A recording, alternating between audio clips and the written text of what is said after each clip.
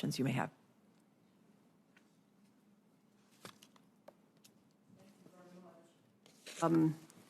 Dr. Verdon, my understanding is that you are here today to answer questions, and if that's satisfactory, fine. If you wish to make a brief statement, we'll entertain that now.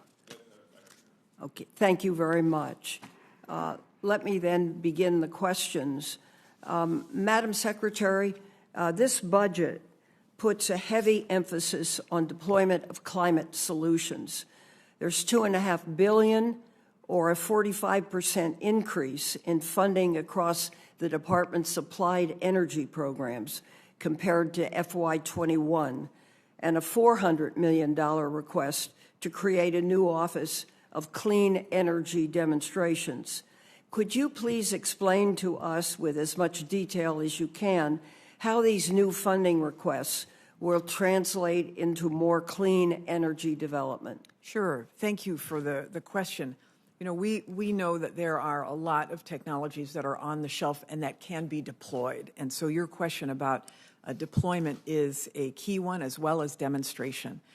Those are the latter two stages, obviously, in the development of these clean energy technologies, and we should be really doing everything we can. So, for example, in the budget, you'll see an almost 1,000% increase in the Federal Energy Management Program, and that, of course, helps to guide and ensure that all of our federal agencies are deploying the best solutions for reducing our federal carbon footprint. And that is a significant priority of the Biden administration, to make sure we lead by example and make sure that our procurement also creates a market for clean energy products that are made in America.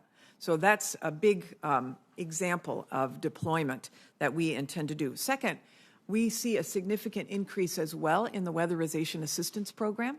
That is a deployment strategy as well. We'll be able to weatherize thousands more homes using, again, we hope, products that are made in America, again, creating markets for American businesses to be able to provide for weatherization of homes. In the budget as well, we have a component that is providing grants, state-based energy grants to states. And those energy grants will be tied, again, to making sure that demand is created in those states for clean energy products made in America, but also to help them achieve higher standards, whether it's on clean energy standards or on building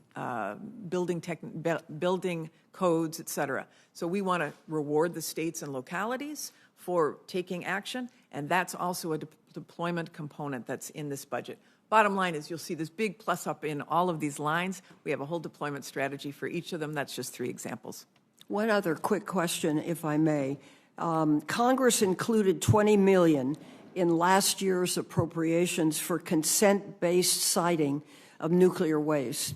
This is something that concerns me a great deal, and I'd like to ask if you can briefly elaborate on how you intend to break the stalemate on nuclear waste disposal and what you plan to do in the near term to move that forward. Yes, as I know you're aware, there was a 2012 commission on nuclear waste, and that Blue Ribbon Commission recommended a consent-based siting strategy, and we are beginning that process this summer. We will be issuing a request for information.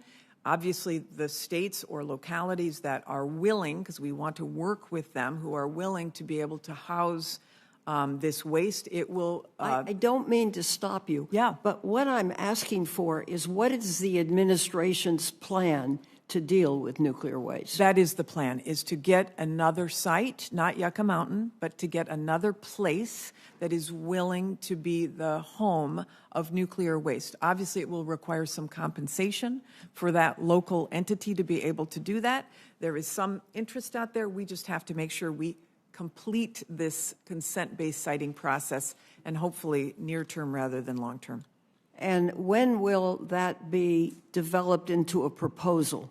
Well, the requests for information are going out within the next month, and so hopefully in the fall we'll have a sense of what the landscape looks like. But this year we want to solidify the strategy.